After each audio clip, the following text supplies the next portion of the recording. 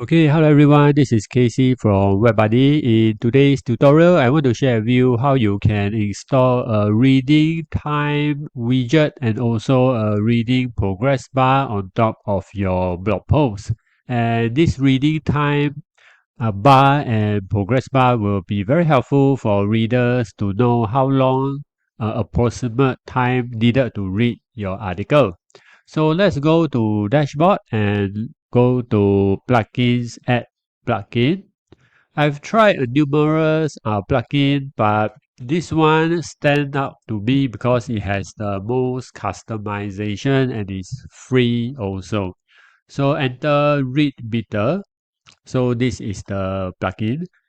Read Better, Reading Time and Progress Bar. This developed by Brainstorm Force. So I've already installed, so now I activate it. So once you activate the Reading Better, you can find it under Settings, go to Read Better. So once you go to Read Better, you can see that there are quite a lot of options here.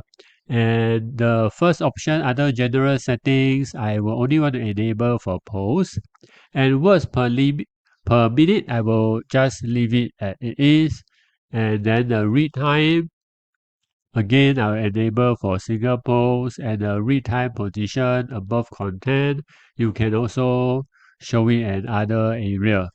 Okay, so after that, you can just save. And by default, the progress bar, I will put it top of the page.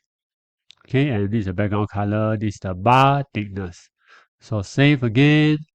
Okay, now I will to go to my blog post and do a refresh.